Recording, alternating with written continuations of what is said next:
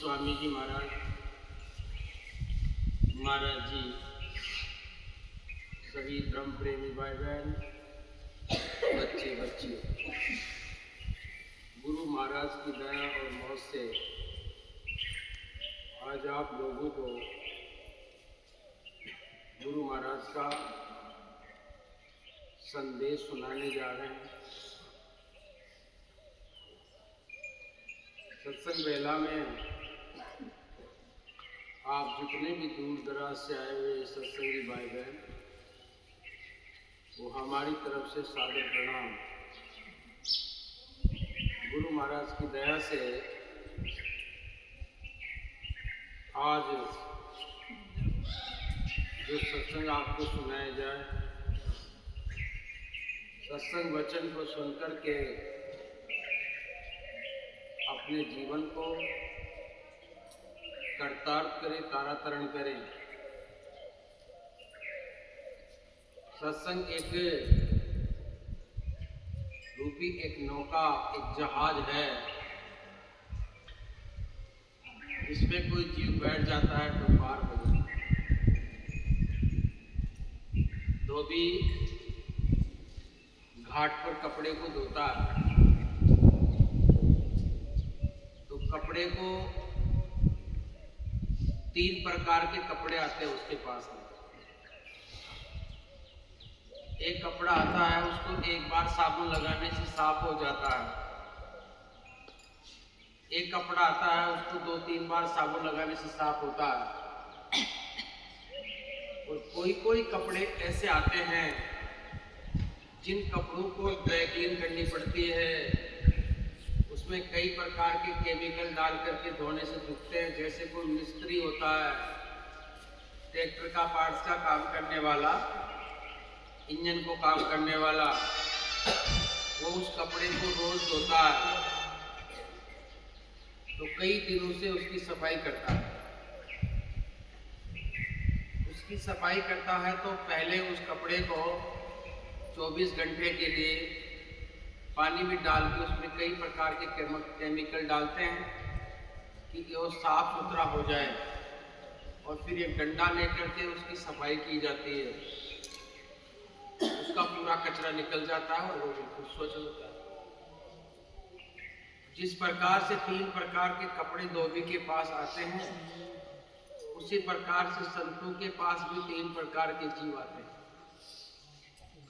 एक जीव वो आता है जो एक बार सत्संग में बैठने के बाद उस जीव को थोड़ा आगे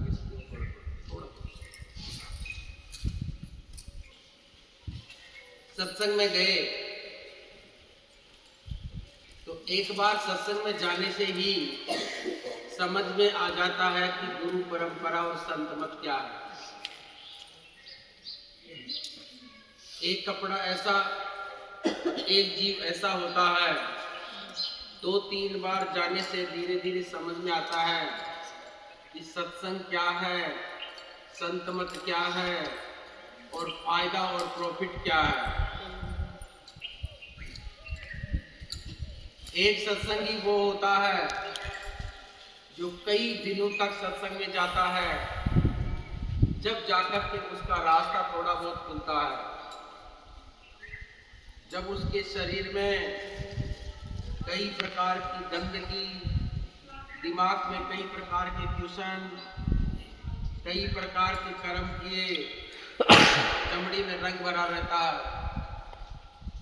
और वो सत्संग में जब बैठ जाता है तो उसको ये पता पड़ जाता है, जब किसी महापुरुष का सत्संग के वचन सुनने को प्राप्त होते हैं तो धीरे धीरे जिस प्रकार से कपड़े का मेल कटता है, उसी प्रकार से उसके किए हुए कर्मों का दोष कटता है। और इन्हीं 2 आंखों से बाहर की दुनिया को देखते हुए आंतरिक दुनिया की पहचान करता है, तो उसको सच्चाई के रास्ते का पता पड़ता है कि मैं जिंदगी जी नहीं रहा, मैं रोज मर रहा हूं।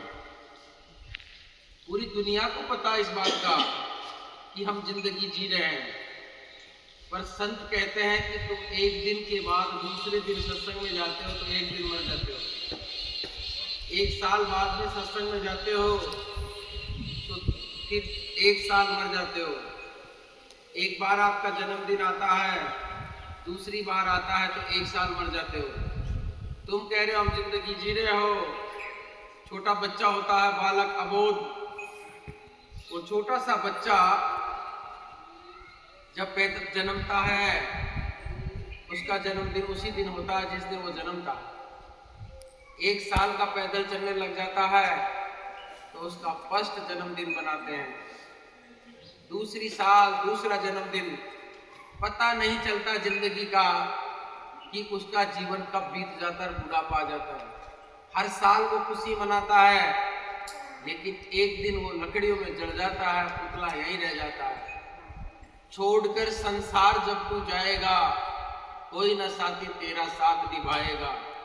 क्या करता मेरा मेरा, ये दुनिया रेन बसेरा, ये चंद दिनों का ढेरा हंस उड़ जाएगा। कोई न साथी तेरा साथ निभाएगा। ना किसी के माता पिता हैं, ना किसी के भाई हैं, और झूठी दुनियादारी है, मतलब की रिश्तेदारी है। हाड जड़े जो लकड़ी जलती, केस जड़े जो घास, और सोने जैसी काया जड़ जाए, कोई न आए पास। पेट पकड़कर माता रोवे, बाहां पकड़कर भाई, और चलती फिरती त्रिया रोवे। मन फूला फूला फिरे जगत में कैसा नाता रे। 9 महीने तक मात गर्भ में ऊंधा झूलन झूल रहा। सिर था नीचे, पैर था ऊपर, और मलमूत्र बहता था उस भट्टी जैसे तावन में। तू 9 महीने तक ताप रहा। तू भूल गया उस मालिक को जिस कारण से तेरा जन्म हुआ, उस कारण को ही भूल गया। क्या जीव को पता होता तो मेरा जन्म क्यों हुआ? किसी को कोई पता नहीं होता, पर उसको पता हो जाता जब कोई संत रूप में आपको मिल जाता है। माँ के गर्भ से तो जन्म सभी लेते हैं, राम कृष्ण जितने भी आए महापुरुष सबने माताओं के कोख से ही जन्म लिया। लेकिन कोख से माँ से जन्म लेकर के भी अगर जिन्होंने भगवान जैसा काम किया वो भगवान कहलाते हैं। जब कहते हैं 3 लोक 9 खंड में, और गुरु से बड़ा न कोई, और कर्ता करे जो न करे, और गुरु करे सो होय। कर्ता यानी ईश्वर, गुरु यानी ये छोटा शब्द है, 2 शब्दों से बनता है। गुरु की मात्रा 2.5 अक्षर प्रेम का, पढ़े सो पंडित हो। और पोती पढ़ पढ़ जुग मुहा, बयान पंडित कोई, और 2.5 अक्षर प्रेम का, पढ़े सो पंडित हो। ये 2.5 अक्षर किसी को समझ में आ गया तो जीवन कलपकल हो जाता है। ये समझ में नहीं आता, बचपन गया खेल कूद में, और गई जवानी गलपत में। अंत बुढ़ापा खाट पौड़ियां, ढड़क ढड़क तेरी ढड़ा जिंदगी, जो बुलबुल सा पानी है। पानी बहता है बारिश के दिन में, तो पानी बहता है, थोड़ा खड्डा आ जाता है, पानी खड्डे में गिर के आगे चलता है तो बुलबुले बन जाते हैं। वो बुलबुले थोड़ी क्षण रहता है, उसके बाद वो बुलबुले मिट जाते हैं, दूसरा बुलबुला बन जाता है। पत्ती टूटी डाल से, और पवन ली उड़ाए, अब के बिछड़े कब मिले, बहुत किया विश्राम। जैसे ये पेड़ होते हैं, इनके पत्ती पत्ती पत्ती पत्ती होती है, लेकिन पत्तियां टूट के जमीन पे गिर गई। अभी बसंत काल जो ऋतुएं इनमें चलती है, पतझड़ ऋतु में नए पत्ते पुराने पत्ते झड़ जाते हैं, और बसंत का ऋतु आई और नए पत्ते धारण हो जाते हैं। अभी पेड़ जो है ये परमात्मा है, चेतन, और डाले हैं ब्रह्मा विष्णु शिव, और इनके छोटी छोटी डालियां हैं देवी देवता, और इनसे जुड़ा मनुष्य।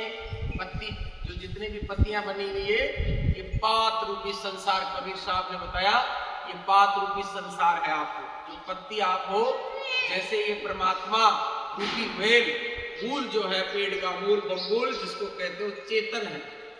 और इस बम्बूल में आप लोगों के लिए ये एक पेड़ है, इसके 3 डाले हैं, ब्रह्मा विष्णु शिव, ये धरती के 3 देवता बड़े हैं, और इनके छोटी छोटी डालियां ये देवी और देवता हैं। और इस डाली से जुड़ा हुआ जीव मनुष्य है। ये पत्ती रूपी परमात्मा, पात रूप संसार मनुष्य के लिए बताया गया कबीर साहब ने। तो ये पात रूप आप हो कि जैसे एक बाप के 8 बच्चे हैं, 8 एक साथ जन्मते हैं, उसी घर में खाते पीते रहते हैं। 1 2 3 जन्म हो गया और सब खाते पीते, फिर किसी की शादी हो गई बम्बई, कोई कलकत्ता, कोई बिहार, कोई तमिलनाडु, कोई महाराष्ट्र, कोई एमपी, भगवान जाने कहाँ। और फिर उनके बच्चे, अब उनकी सृष्टि कितनी बड़ी हो जाती है। उसी प्रकार से पेड़ के पत्ते, और आप ही कोई कम मर जाएगा, कोई कम मर जाएगा। वो आंधी आई, तूफान में कोई पत्ते कहाँ चले गए। बात रूपी संसार मनुष्य, कबीर साहब ने मनुष्य के लिए बताया। इसलिए आज तुम्हारा कोई पिता है, कोई पुत्र है, कोई बेटा, कोई नाती पोती, ये संसार के रिश्ते बने हुए बंधन है। इसके लिए कबीर साहब ने बताया ये संसार किराया का कमरा है, जब तक जमा कराओगे तुम्हारा है, जिस दिन किराया बंद कर दोगे उस दिन तुमको बाहर निकाल के ले जाया जाएगा। और फिर पूछेगा हाकिम तो क्या तुम कहोगे, कुदरत की अदालत में चलना पड़ेगा। पूछेगा हाकिम तो क्या तुम कहोगे। जब वो हाकिम यानी उस परमपिता परमात्मा का एजेंट, बात को समझना, आप मनुष्य, हम मनुष्य जीव में शरीर को छोड़ दोगे, ये स्थूल मतलब मिट्टी का शरीर जो है वो यहीं रह जाएगा। वो लिंग शरीर में सूक्ष्म द्वारों के द्वारा ये जीवात्मा सस्कंड में जाएगी, तो सतलोक में जीवात्माएं पहुंचेगी। तो इसके बीच में बहुत सारे लोक हैं। इस जिस जमीन पे आप और हम रह रहे हैं, इसका नाम मृत्यु लोक है। और मृत्यु लोक क्यों पड़ा? क्योंकि यहाँ पर जो आता है सब मरता है, इसलिए इसका नाम पड़ा मृत्यु लोक। अब फिर इसके ऊपर जितने भी पितृलोक है, देवलोक है, कुबेर लोक है, इंद्र लोक है, जिसमें जो रहता है उसका वही लोक है। और कुबेर लोक में कुबेर बैठते हैं, और उसके ऊपर आप जाओगे तो यमराज बैठता है।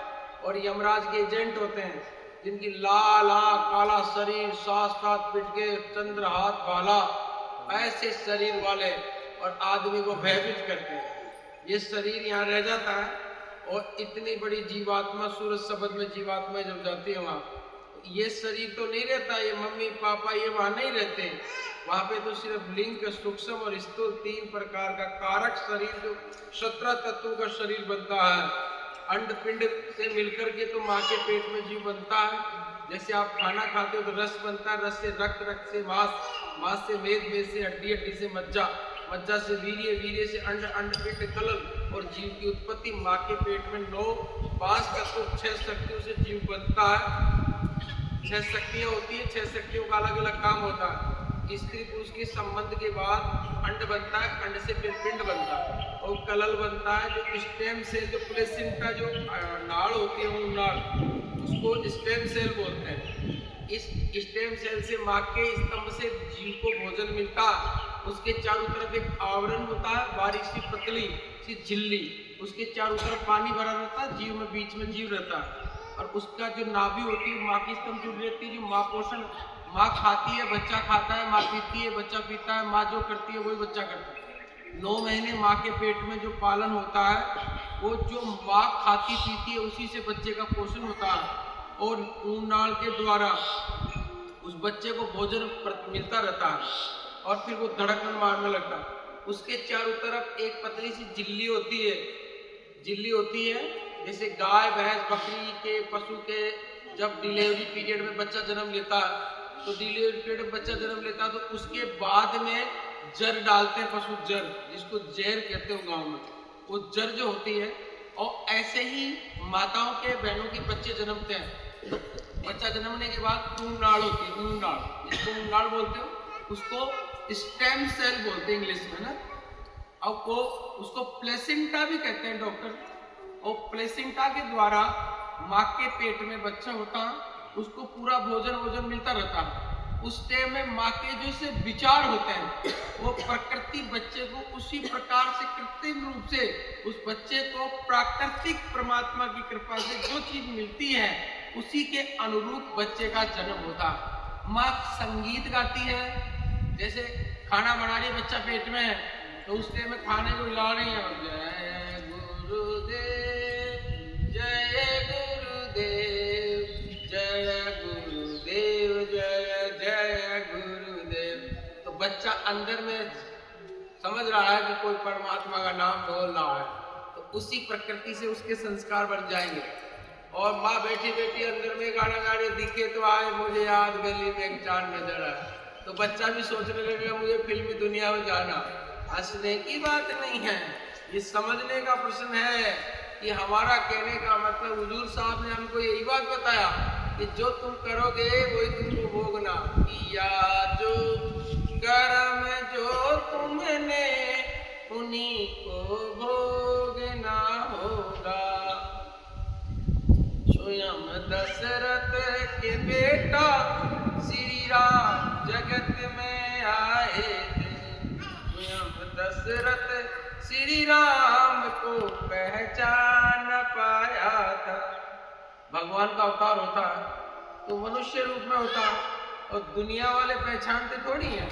जब दुनिया से वो चले जाते हैं तो उनका गुणगान गाते हैं, तो फलाने महाराज जी बहुत अच्छे थे, अरे राम।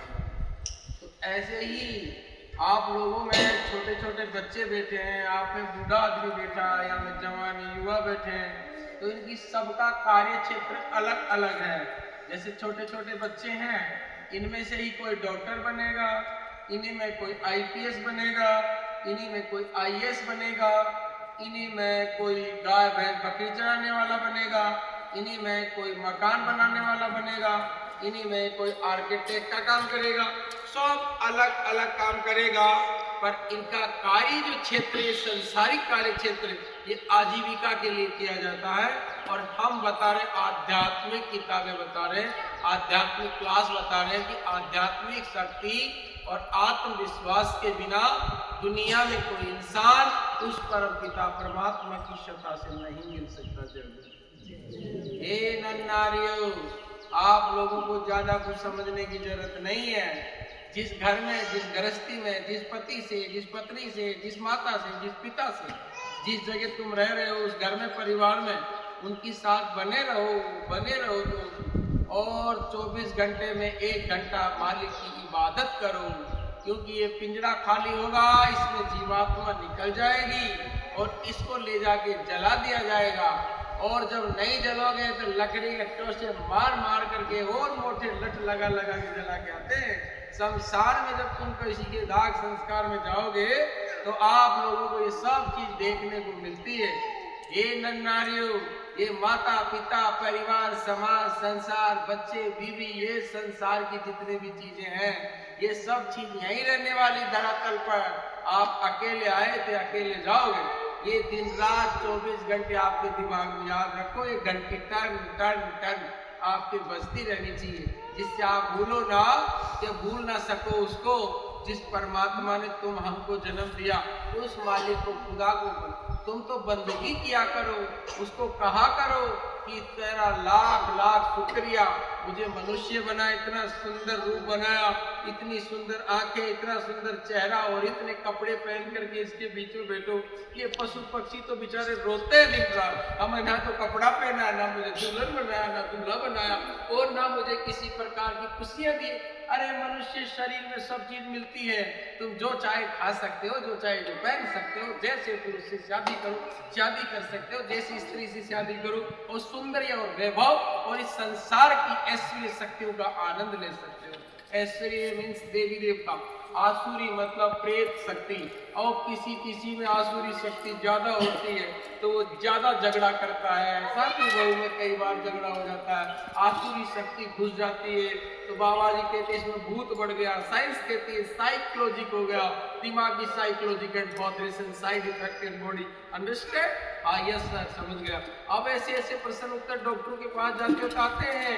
अब मैं आपको समझा देता हूँ, ये जितने लोग बैठे हुए इनमें तो बहुत सारे लोगों को भूत भरा हुआ। भूत मीन्स नेगेटिव, देवता मीन्स पॉजिटिव। जब कोई पति पत्नी, भाई बहन, गुरु शिष्य, बाप बेटा, माँ बेटी, कोई रिश्ता में रहते हो आप, उस रिश्ते में दोनों एक साथ खाते हो, एक साथ बैठते हो, दोनों का विचार सेम है, लड़ाई झगड़ा बिल्कुल नहीं, वो पति पत्नी में बहुत प्रेम है, और फिर प्रेम के साथ तुमने छोटे से जीव को उत्पन्न किया, तुम्हारी छोटी सी दुनिया है, उसी में आपको गुरु मिल गया। गुरु भक्ति 24 घंटे में 1 घंटा मिलके बैठ के करते हो तो तुम्हारा जीवन इतना धन्य बन जाता है, ये लोक भी सुधर जाता है, परलोक भी सुधर जाता है। इसको कहते हैं देवता। शादी हुई 6 महीने हुए ना, डाइवोर्स। हाँ, अब किसी और की पत्नी, 6 महीने बाद में किसी और की पत्नी, पहले कोई पत्नी दूसरी, अब तीसरी चौथी, ये भी प्रमोशन का सिस्टम हो गया। अब भारतीय संस्कृति में एक को हम द्वितीय नास्ति भूतो ना भविष्य। भगवान राम ने कहा एक सीता दूसरा कोई आ नहीं सकता, ये मर्यादा होती है। रावण ने सबको ही पत्नी जरूर दी, जो मिल गई वही पत्नी, सर्वनाश हो गया। अब तुम रावण बनना चाहते हो कि राम बनना चाहते हो? क्या हम राम बनना चाहते हो, सीता बनना चाहते हो? तो सीता मतलब होता है शरीर, राम मतलब होता है मन, और आ की मात्रा आ गई।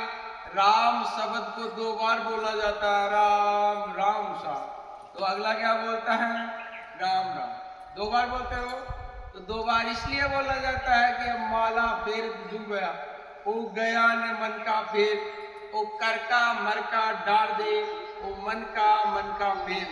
माला का मन यह होता है तो इसमें 108 होता है। राम शब्द को बोलते हो तो कै ख ग ऐसे बोलोगे तो रे कितने पे आएगा, कक्का में 27 नंबर पे, आ कितने पे आएगा, 2 नंबर पे, ए आ 2 पे आएगा, और मैं कितने पे आएगा, 25 नंबर पे। इनको जोड़ोगे तो कितने हो गए, 54, और बोलते कितनी बार हो, 2 बार। 54 को 2 से गुना करोगे तो कितने आएंगे, 108, इसलिए माला बन गए। माला फेर जुग गया, ओ गया न मन का फेर, ओ कर का मर का डार दो, ओ मन का फेर। माला फेरने से, राम राम बोलने से भी पार नहीं होने वालों काम। तो क्या कलयुग केवल नाम है धारा, सुमिर सुमिर नर उतर पारा, प्रेम रूप दर्शन हरि का, किया न रूप मन माय न तिनका। जिनके रूप को निहार लिया तुमने एक बार, जिनको आंतरिक दृष्टि से बाहरी रूप को देख के आंतरिक में बसा लिया, वो गुरु भक्ति सच्ची मानी जाएगी। दिखावे के तौर पे कुछ तुम किसी चरम इन आंखों से देख करके किसी को निहारते हो, वो प्रेम स्पेक्ट्रल प्रेम नहीं होता, वो संसारिक प्रेम है। पर इन आंखों से देख करके हृदय कमल में तुमने जिसको बिठा लिया, वो तुम्हारा सच्चा प्रेम है, जो राधा ने भगवान कृष्ण को बिठाया था। देखो इस बात को आप समझना कि चरम आंखों से देखना चालू कर दोगे उस परम पिता परमात्मा को, चरम आंखों के द्वारा तुमने अगर देख लिया तो जीवन में तुम्हारा कोई बाल ना बाका कर सके। अब इस बात को आप समझ लेना, ये आप सुबह उठते हो तो उठते ही पहले आप क्या करते हो, ऐसे जमीन को 3 बार मातृभूमि को प्रणाम करते हो, हे माँ मेरी अकाल मृत्यु ना होनी चाहिए,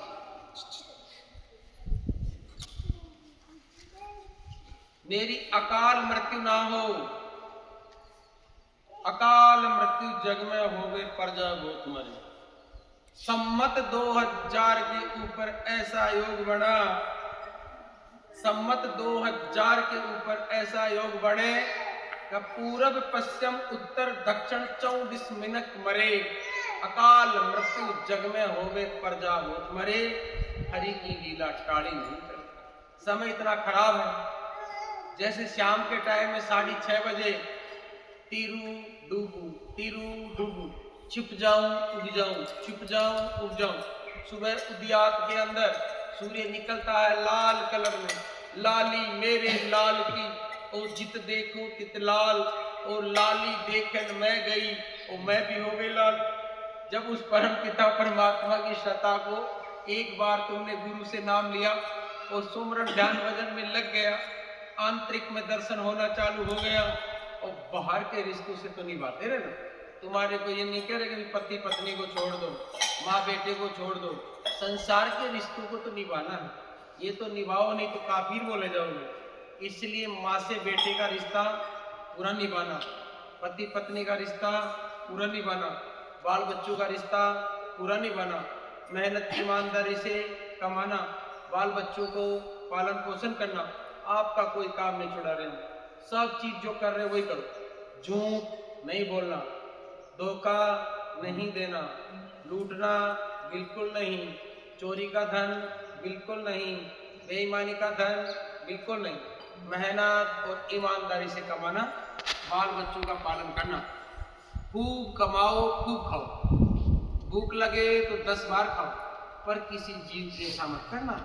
मांस मदिरा दारू अंडे से दूर रहना। एंटीबायोटिक दवाई है, इसमें परहेज करने पड़ेंगे। परहेज क्या करने पड़ेंगे? किसी भी जीव को मार के नहीं खाना। आपकी थाली में जो भोजन है उसमें कोई जीव चिल्लाता हुआ नहीं होना चाहिए। चिल्लाता हुआ जीव, मुर्गे को बकरे को मत फाड़ देना, खा मत जाना। अंडे मत खाना। आजकल कई डॉक्टर कहते हैं अंडा शाकाहारी है, वो बेचारे अज्ञानी है, वैज्ञानिक नहीं। ज्ञान का मतलब होता है विज्ञान। आध्यात्मिक ज्ञान के सामने भौतिक ज्ञान कुछ भी नहीं है। इसलिए आप इस बात को समझना कि कोई भी आध्यात्मिक शास्त्र पढ़ने वाले संत एक के सामने 50 डॉक्टर फेल हो जाते हैं, क्योंकि डॉक्टर बनते किससे हैं? किताब पढ़ने से। किताब कहाँ से निकली? वेदों से। लिखा किसने? ऋषि और मुनियों ने। इस बात को आप समझना। इसलिए व्यवहारिक, संसारिक, आध्यात्मिकवाद, ये सब बात आपको संत महात्मा सिखाते हैं। इसलिए आप पढ़ाई लिखाई के साथ साथ आध्यात्मिक क्लास जरूर लिया करो, अच्छे गुरु की खोज किया करो। बस मत जाना, देसी घी में डालडा भी बिकता है। कभी तुम किसी बाबा जी को डांटे चटाट विधायक की तिलक निकाले 3 और पीला वस्त्र पहन के, ये कले वो पाखंड। रामायण कह रही है कि बड़ी बड़ी दाढ़ी, बड़ी बड़ी जटा और पीले कपड़ों को देखने वाले को महात्मा मत मान लेना। शब्द को पहचान लेना। संतों के शब्द ऊपर लेवल के संत होता है, उनका परमात्मा का ध्यान होता है, परमात्मा का सत्संग होता है, उनके व्यवहार जगत का ध्यान होता है। संसार में सभी जीव उनकी नजरों में एक होते हैं। जाति मजहब धर्म की लड़ाई नहीं करवाते हैं, हिंदू मुस्लिम की लड़ाई नहीं करवाते हैं। मंदिर मस्जिद गिरजाघर सबको एक दृष्टि से देखते हैं और उनका एक शब्द होता है, वो संत होते हैं। इसलिए दया संत की जात है, सत्य पारस का मोल। धर्म धरती का तोल है और सत्य पारस का मोल। धरती का तो तोल बता दो, बीज बता दो पानी का, शिव शंकर का गुरु बताओ और पिता बसा यशोदा रानी का। अब इस बात को प्रश्न, बहुत सारे प्रश्न आते रहते हैं सत्संग में। तो ये धर्म धरती का तोल है और दया संत की जात, सत्य पारस का मोल है। इस बात को आप समझ जाइए। सत्य से आप खरीद सकते हो और बाकी झूठ से नहीं। इसलिए आपको शाकाहारी रहना है, सदाचारी रहना है, झूठ और आडंबर से दूर रहना, दुनियादारी से रिश्ता ज्यादा नहीं रखना, दुनिया की चीजों से ज्यादा प्रेम नहीं करना। जितना दुनिया की चीजों से प्रेम करोगे उतना ही रोना पड़ेगा। दुनिया से कम प्रेम और परमात्मा से ज्यादा प्रेम, क्योंकि परमात्मा आपका जीवन में हमेशा साथ रहने वाली चीज है। और दुनिया जैसे आपके फ्रेंड है, स्कूल में पढ़ते हो तो वो अब छूट गए होंगे, आपके कॉलेज में जाते हैं, फिर कॉलेज के फ्रेंड है एमएससी में छूट गए होंगे, एमएससी के फ्रेंड है वो पीएचडी में छूट जाते हैं। किसी से ज्यादा लगाव हो जाता है तो शादी तक साथ चलता है। शादी हुई मंगलम भगवान विष्णु, फिर सब समापन, कोई तीसरा आ जाएगा। तो ये जीवन के बहुत सारी चीजें होती है जिनको त्यागना पड़ता है। और जब पति दुनिया से चला जाता है तो पति को भी त्यागना पड़ता है। तो ये रिश्ते, नाते पोती के जो रिश्ते हैं, इनमें ज्यादा प्रेम ना बढ़ाएं, इनमें प्रेम रखो। जैसे बच्चे से प्रेम कितना करो? पाल पोस के बड़ा करो। माँ बच्चे से कितना प्रेम करे? जब तक उसको दूध पिलाए और खाना खिलाए और बड़ा करे और शादी करे। उसके बाद वो बच्चा किसका बन जाता है? अपनी पत्नी का। अपनी पत्नी का बन गया, तुम बुढ़े राम राम करो, तुम्हारा कालन हो गया। अब फिर तुम बुढ़े बुढ़ी में दोनों में अपना जीवन, और फिर उसके साथ साथ में पति पत्नी में प्रेम हो गया। और पति पत्नी के बाद किससे प्रेम हो गया? देखो, पहले जन्म हुआ तो माता पिता से प्रेम, जन्म के बाद स्कूल में गए तो मास्टर ने पढ़ाया, कर्म करो, खर्चा करो, गाते रहो, कहते रहो। अब जीवन में 36 प्रकार का व्यंजन और 36 प्रकार के शब्द कक्का के तुम्हारे सुनने में, उनको अर्थ समझ में आना चाहिए। आप तुमको सिखा दिया ABCD, आप तुमको इंग्लिश में पढ़ाना चालू कर दिया। अब बच्चे का अर्थ का ही पता नहीं, अर्थ का ही अनर्थ कर देते हैं। अभी संस्कृति धीरे धीरे लुप्त होती जा रही है। लोगों को व्यवहारिक ज्ञान नहीं है और व्यवहारिक ज्ञान की बहुत कमी है। और व्यवहारिक ज्ञान जब तक नहीं होगा, व्यवहारिक ज्ञान जब तक नहीं होगा, चाची का, भतीजी का, पति का, पत्नी का, पुत्र का, बेटे का, नाती का। जब तक व्यवहारिक ज्ञान पूरा नहीं होगा, जब तक संसार में सुकून और शांति नहीं मिलेगी। कितना ही सुंदर तुमको रूप मिल जाए, कितने सुंदर कपड़े पहन लो, सुंदर दुनिया को पूरी को बना लो, लेकिन नाम तुम्हारा तारनहारा, कब तेरे दर्शन होंगे। तेरी प्रतिमा कितनी सुंदर, तू खुद कितना सुंदर होगा। जब तक तुम्हारी दुनिया सुंदर बनेगी नहीं ना, जब तक तुम्हारा गुरु सुंदर नहीं होगा, जब तक तुम्हारा शब्द सुंदर नहीं होगा, जब तक तुम्हारी दुनिया सुंदर नहीं होगी, जब तक तुम खुद सुंदर नहीं बनोगे। और सुंदर का मतलब नूर नहीं, सुंदर का मतलब होता है शब्द। शब्द शब्द ने शब्द रचना के जहां के जीव को तहां पहुंचाए। सब संतन ने किया बखान और चढ़ चढ़ पूछे अगम का। सबको जाना वही है, बस पूछाने का रास्ता अलग है। कोई जैसे पतंग और डोर का कितना प्रेम होता है। डोर जब तक कटे नहीं तो पतंग उड़ता रहे। और दूसरा पतंग आया, ये तुम्हारी डोरी है, ये दूसरे पतंग की डोरी है, आई ये लो। ये पतंग ऊपर उड़ रहा, नीचे ये कट गया। और इसमें क्या लगाया था, इसमें मंजा लगा दिया। और मंजे में क्या होता है, थोड़ा खरदरापन होता। सद्दा डोरी क्या होती है, कोमल होती, और कोमल को कठोर काट देता। इसी प्रकार से शब्दवान होते हैं, इसी प्रकार से नाम होता है, इसी प्रकार से तुम्हारी दुनिया होती है। दीन दुनिया में रहकर के दीन भाव से तुम प्राप्त कर सकते हो सब चीजें। दीन भाव से कैसे? तुम छल करके, बदमाश बन करके, लूट करके, छीन करके, धोखा देके, गला काट के क्या तुम ईश्वर की प्राप्ति कर सकते हो? नहीं। हाथ जोड़ के, आंखों में आंसू लेकर के, सामने बैठ करके मेडिटेशन के हिसाब से और दीन भाव से विनय भाव करके गुरु के सामने अगर दो आंसू बहा दे, तो गुरु की दया हो गई और एक बार कह दिया कि जा तेरा मंगल हो गया, तो तुम्हारा काम बन जाएगा सस्ते में ही। लेकिन बनाने वाले ने इतनी दुनिया बनाई और दुनिया को बनाते बनाते इसमें लोगों को भी दुनिया में ऐसा बना दिया। लेकिन लोगों को समझ में आ गई कि दुनिया मेरी है, और संत कहते हैं मेरी नहीं है। तुम्हारे में इतना धोखा भरा, इतनी गंध भरी हुई है कि बनाने वाले ने तुम्हारा अंगूठे का फिंगरप्रिंट भी सबका अलग अलग बनाया। कितना दिमाग का आदमी है, सबका एक को नहीं बनाया। किसी की रजिस्ट्री करवा लो के अंगूठा टेक के। अब बूढ़ा आदमी तुम्हारे दादाजी हो गए तो पूरा पावर रखते हैं कि दादाजी का अंगूठा रखवा के तुम्हारा अंगूठा रखने से काम नहीं चलेगा। इसलिए परम पिता परमात्मा ने इतनी सी छोटी सी दुनिया में कितनी रेखा अलग बना सकता है। तुम्हारी साइंस विज्ञान केमिस्ट्री क्या करेगी, इस अंगूठे के सामने पूरी दुनिया फेल हो गई। तुम्हारे चेहरे का नूर, आंखों की दृष्टि अलग बना दी। चेहरे की इतनी बड़ी दुनिया, 125 करोड़ लोग भारत में है, लेकिन चेहरा किसी का किसी से नहीं मिलता। लाखों की भीड़ में चले जाओगे तो आप पहचान लोगे उस चेहरे को जिसको तुम देखना चाहते हो कि ये वही चेहरा है। नाम से जान जाओगे, ऐसे पहचान लोगे महाराज जी तो अमरपुर आश्रम के महाराज जी। अब जान, और महाराज जी जैसा कोई मिलता जुलता मिल गया, या महाराज जी तो नहीं है पर महाराज जी जैसा दिख रहा है। अब इस बात को आप समझ जाइए। ये नन्नारी दुनिया बनाने वाला जो परम पिता परमात्मा है, तो बच्चे को जन्म से पहले दूध बना देता है। बच्चा दूध पीता नहीं तो दूध आता नहीं। जन्मा थोड़ी बहुत देर बाद में दूध चालू, क्योंकि बच्चा रोटी खाता नहीं।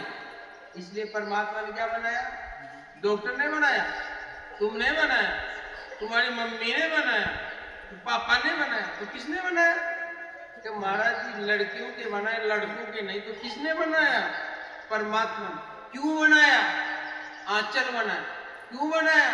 दूध के लिए। तो क्या है ये? दूध के पात्र हैं जरूर। जीव जन्मेगा, दुनिया में आएगा तो पिएगा क्या? इसलिए भगवान ने आंचल बना दिया। जब माताओं के पेट में बच्चा होता है तो आंचल बड़े बन जाते हैं, और जैसे ही बच्चा जन्म लिया तो उसमें दूध आना चालू हो जाता है। ये दूध बंद हो गया तो भगवान ने क्या किया, किसान को खेती में बीज बोना चालू कर दिया, तो दूध बीजते ही दूध खत्म हुआ और अन्न खाना चालू कर दिया, और अन्न बंद कर दिया तो राम राम से तो गए जगत। ये बनाया किसने, ये सिस्टम किसने बनाया, शेड्यूल सिस्टम किसने बनाया, ये उस परम पिता परमात्मा ने बनाया। ये चार्ट कितना गजब का बनाया, ये बनाने वाला आर्टिस्ट कितना गजब का है, इसने सब सिस्टम बना दिया। बच्चा छोटा बड़ा हुआ दाढ़ी मुंचाने लग गया, बूढ़ा हुआ सफेद आना चालू हो गया, और जर्जर हुआ तो चमड़ी बच्चे की तरह वापस हो गई जरूर, फिर राम राम हो। ये लीला किसने बनाई, उस परम पिता। उसको दिमाग में रखो, भूलो नहीं। लेकिन तुम भूल जाते हो, बैठ जाओ बिटिया, बाप समझो। तो दुनिया है मुसाफिर खाना, इसे भूल के समझना ना तुम्हारी दुनिया। ये दुनिया है मुसाफिर खाना, एक बार चले जाना, फिर वापस कभी नहीं आना। तुम बन रहे अप टू डेट, तेरी जिंदगी अर्जेंट हो जाएगी प्रेजेंट, लेकिन कर मत देना एब्सेंट। जय गुरु, जाना तुमको है। इस बात को समझ लेना कि तुम क्या धोखे में रह जाते हो। कई बार धोखे में कैसे रह जाते हो, ये दुनिया मेरी है पर दुनिया तुम्हारी नहीं, ओगन गाड़ी है।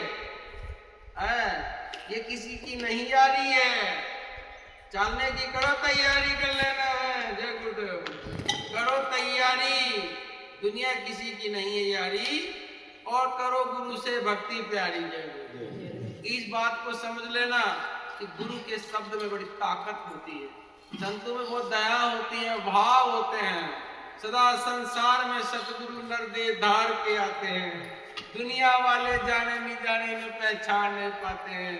संत तुम्हारी तरह ही होते हैं, आकार नाक सब तुम्हारी तरह है, पर दुनिया से तुमसे थोड़े अलग होते हैं। उनकी दीन दुनिया थोड़ी अलग होती है, उनके भाव थोड़े अलग होते हैं, उनका व्यवहार थोड़ा अलग होता है, उनके विचार थोड़े अलग होते हैं। ये खाते पीते तुम्हारी तरह है, पर इनकी क्रिया अलग होती है। इस बात को आप समझ लेना।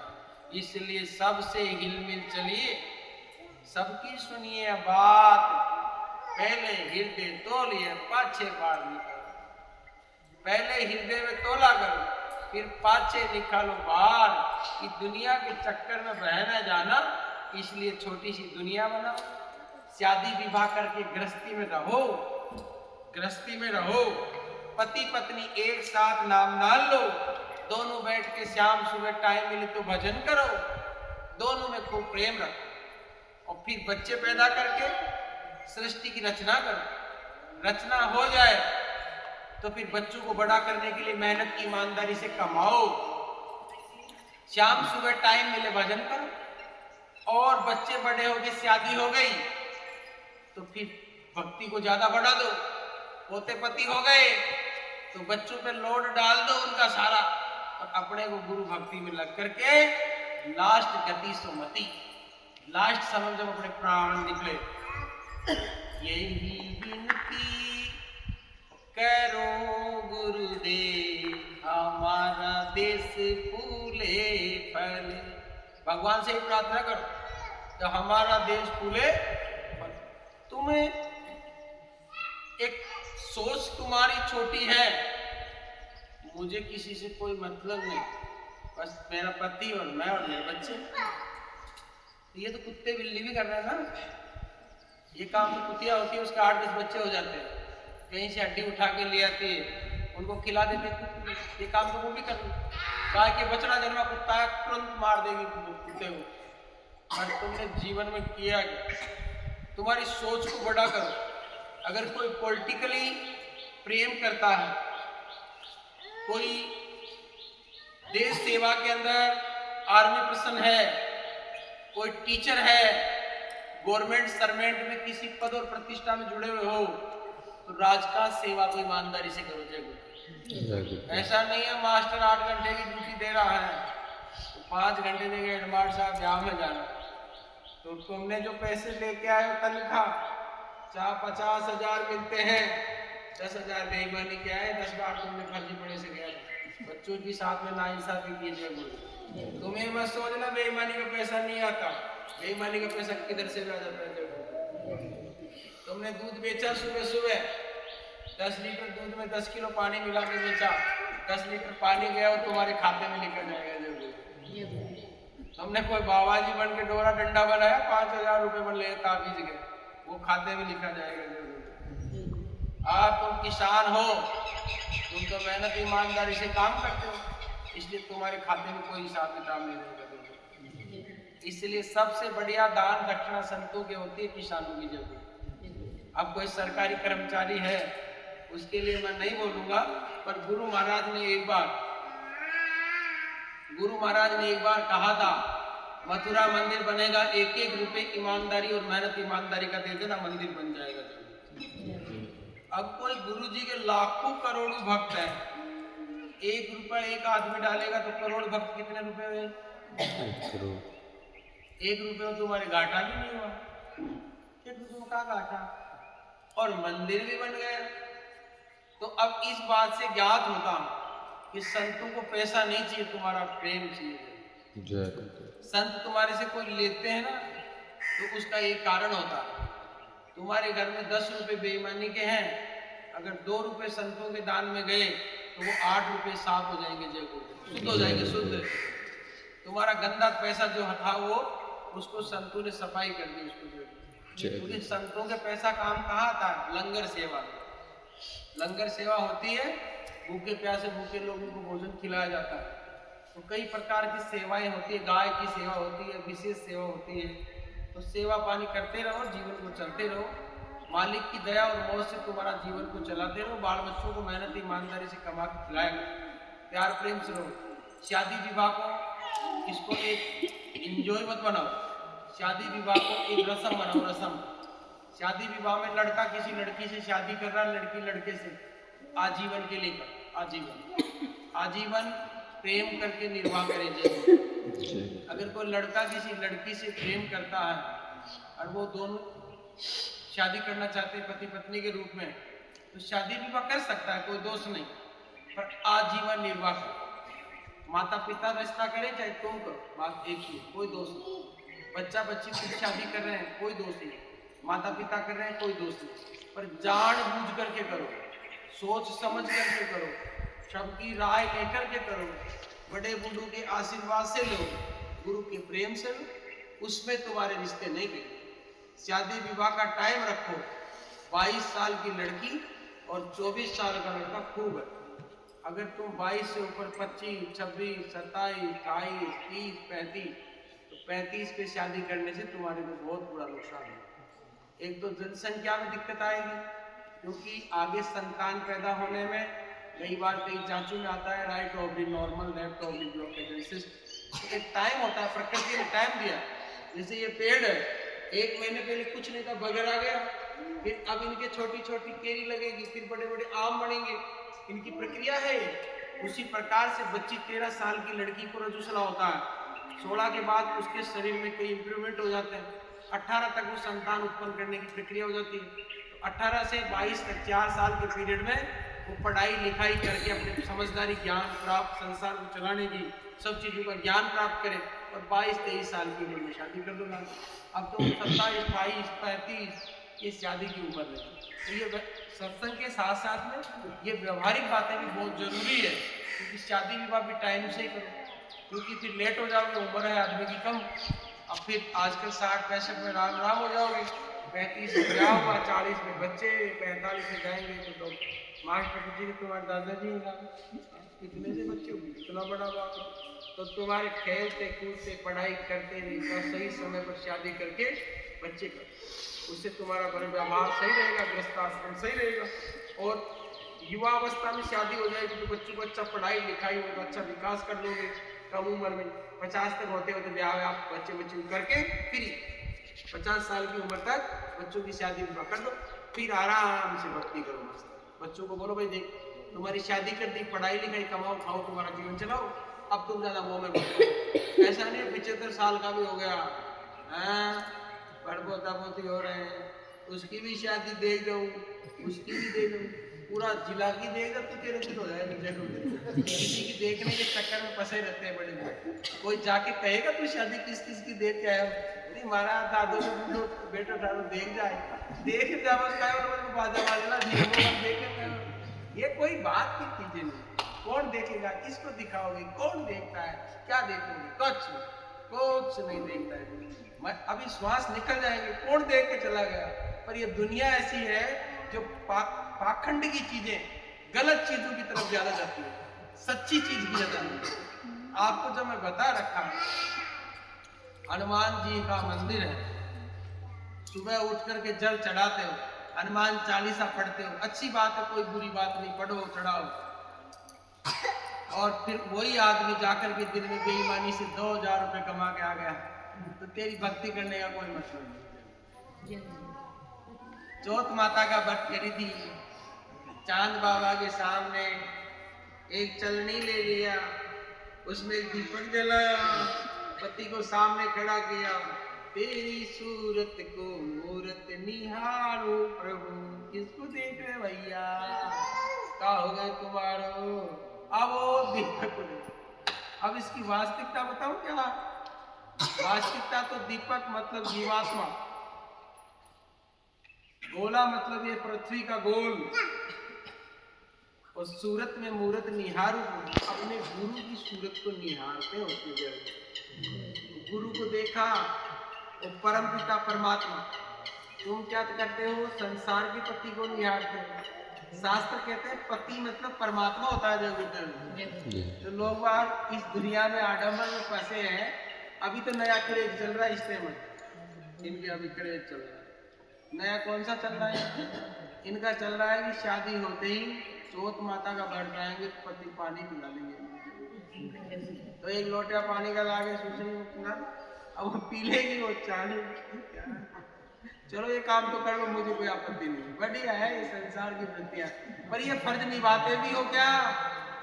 आज आ तो पानी पिला दिया, रोज दारू पी लठ मारेगा, फिर क्या हो जाएगा? जब वो लठ मारना बंद कर दो, आज पानी पिलाओ चाहे मत पिलाओ, कोई खास बात नहीं। तुम्हारी पत्नी की तरफ से मैं गारंटी दे रहा हूँ, जिंदगी में दारू मत पीना, हाथ मत मारना।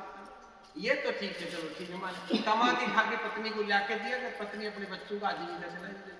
ये व्यवहारिक ज्ञान नहीं है, लोग टिप्पणी करते हैं बस। एक बहू आई, Instagram, Telegram, Facebook, Messenger, WhatsApp, Snapchat, भगवान ने बना दिए, वो सब पे फोटो लगाए पति के साथ, बना के डाल देते हैं। और फिर वो दूसरी लड़कियां सोचती है मेरी शादी में मतलब इसी टॉप शादी ले रहे हैं, ऐसे करके दुनियादारी की चीजों को मान लेते हैं। गुरु बच्चों को माना करो, गुरु तुम्हारे को क्या कह रहे हो वो माना करो।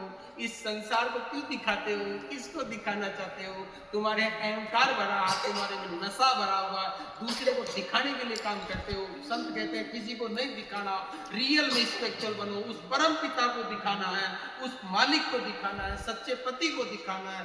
दुनिया को क्या दिखाते हो? आप लोग दुनिया को दिखाते हो, इतने सुंदर क्या। चलो ठीक है, जो भी संसार की बातें भी करो, संसार के त्योहार भी मान लिया करो, छूट दे दी तुम्हारे लिए, पर कम से कम उस मालिक को मत भूलो, उस खुदा को ना भूलो। बेईमानी का ये काम मत करो, चोरी डकैती मत करो, किसी को लूटपाट मत करो। पत्नियों को भी थोड़ा सा मैसेज दे देता हूँ, किसी का पति कम कमाता, किसी का पति ज्यादा कमाता, तो पति ज्यादा कमाता है तो तुम्हारे को महंगी साड़ी लाके दे दे, और कम कमाता है तो कम रुपए की साड़ी लाके दे दे। पर तुम वो साड़ी को ज्यादा कमाने को मत देखो, प्रेम को देखो। उसमें प्रेम कहाँ छुपा हुआ है? रोम रोम में रम नहीं सकता, वो कोई भगवान नहीं। और जब तक होती मन में शंका, जब तक होती मन में शंका, तब तक कोई ज्ञान नहीं। और रोम रोम में रम नहीं सकता, वो कोई भगवान नहीं। अरे भाई, रोम रोम में रम जाए मालिक का नाम, ये सबसे बड़ी बात है ना। इसलिए गृहस्थी में रहो, बढ़िया खाओ, बढ़िया पहनो, बढ़िया मकान बनाओ, बाबा जी मना नहीं करे। पर तुम व्यवहारिक कामों पे थोड़ा सा प्रेशर लो, व्यवहारिक रिश्तों पे थोड़ा सा प्रेशर बनाए रखो, व्यवहारिक चीजें बढ़िया करो। मकान को, बीवी को, पति पत्नी के रिश्तों को, माता पिता को, ये सब पूरा माँ बाप है उसका भी ध्यान रखो, अपनी पत्नी का ध्यान रखो, पत्नी अपने पति का ध्यान रखो, अपने बाल बच्चों का ध्यान रखो। ये काम तो तुम करो ही करो। और इसके अलावा जो टाइम बच जाए उसमें काम कमाओ खाओ। 24 घंटे में 23 घंटा गृहस्थी का काम करो, 1 घंटा तो परमात्मा की इबादत कर सकते हो। एक घंटा बड़े फालतू चीजों में पूरे दिन बैठे बैठे बढ़ के पेड़ के नीचे। कई गाँव में मैं देखता हूँ ताश खेलते हैं बूढ़े बूढ़े लोग, ताश पत्ती खेल रहे, इतना हरि को नाम ले ले, भगवान की भक्ति में लग जा, क्यों टाइम वेस्टेज कर रहा है, क्या मिल जाएगा ताश पत्ती में खेलने? ताश पत्ती जुआ हुआ फलाना ठीका। जब कौरव पांडवों में युद्ध हुआ था, जुआ के चक्कर में पत्नी को त्याग करना पड़ा। आपको पता है, सभा के बीच में जब वो बैठी थी और जब उसका तीर खींच रहे थे दुशासन, उसके मामा जब खींच रहे थे तो फिर क्या हुआ? तीर खींच रहे थे तो कोई छुड़ाने वाला आए हो? अरे आपको पूरा बता, अर्जुन इतना विश्वास करता था श्री कृष्ण पे बहुत ज्यादा, और शिशुपाल और भगवान कृष्ण मामा बुआ के बेटे थे जब, तो शिशुपाल को ऐसा वरदान था कि इसकी मौत श्री कृष्ण के हाथों की जरूर।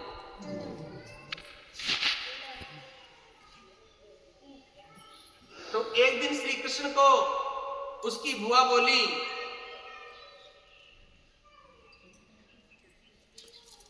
कि शिशुपाल को तेरे हाथ से मृत्यु होगी,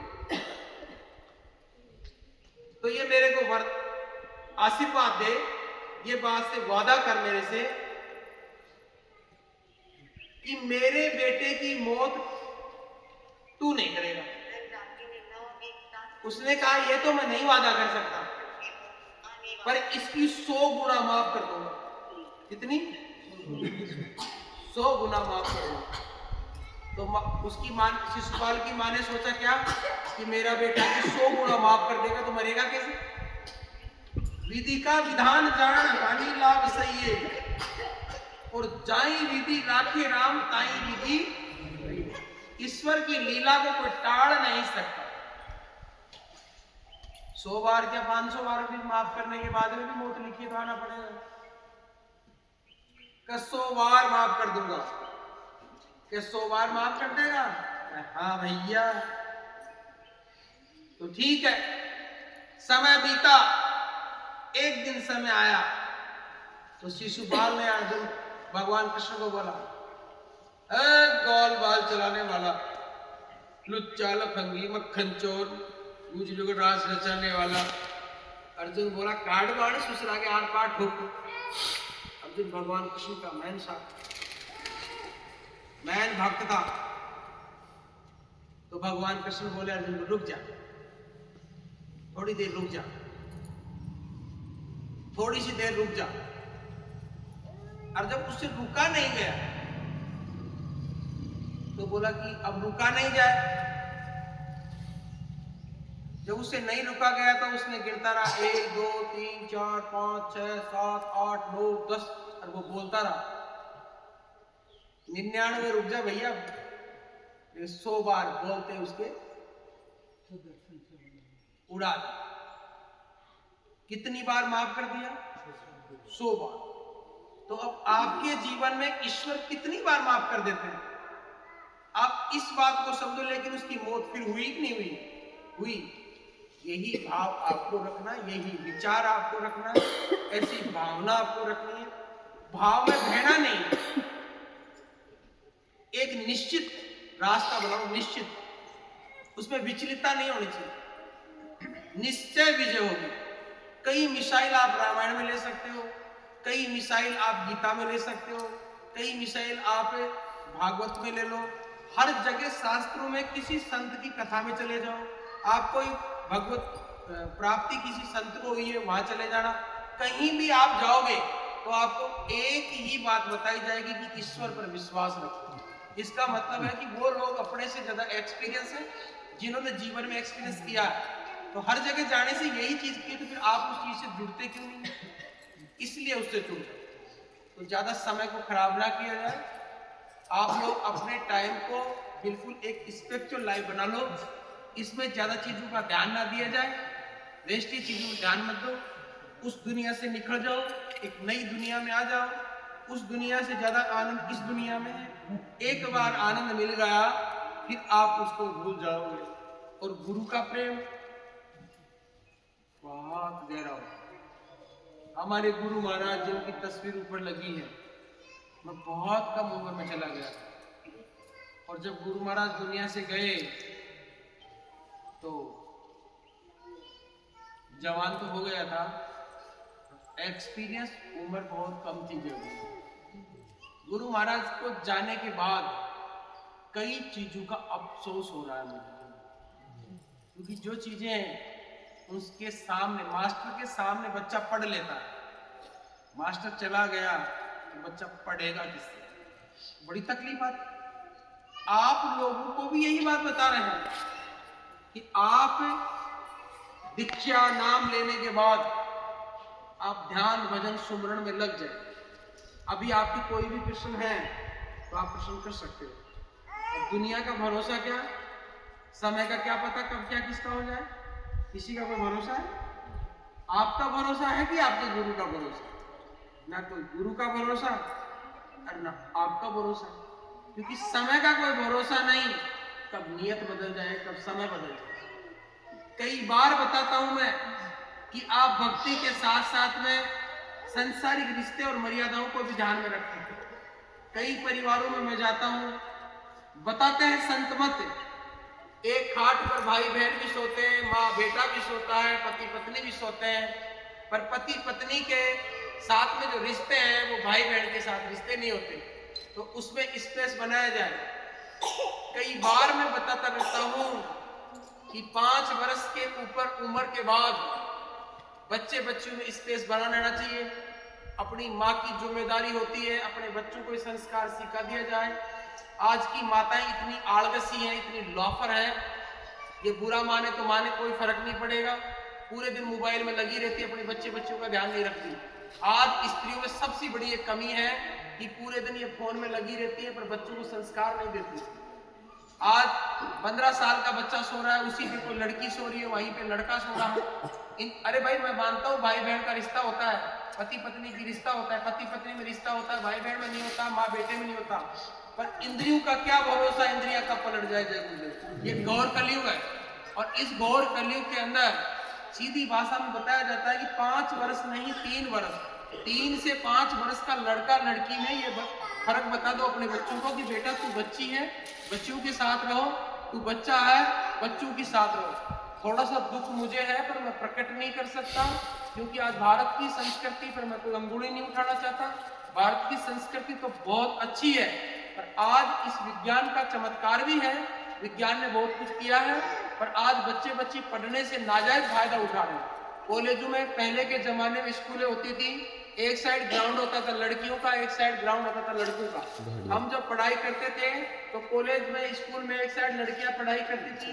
पहले राजा महाराजाओं के टाइम में गांव होता था तो नहाने की व्यवस्था लड़कियों की अलग होती थी, लड़कों की अलग होती थी। आज ऐसा जमाना आ गया, कोई तीर्थ स्थान पे वहीं पे लड़की नहा रही है, वहीं पे लड़का नहा रहा है। अब लड़का नहा रहा है, किसी लड़की को देखेगा तो उसकी इंद्रियों का क्या भरोसा कब पिघल जाएगा। इसलिए करप्शन ज्यादा बढ़ने का कारण ये भी है कि लड़के लड़की में थोड़ा सा फर्क रखो कि ये स्त्री है या पुरुष है। ये बच्चों को भी सिखाओ ये मर्यादा। अब तो ये बात सिखाते नहीं हो।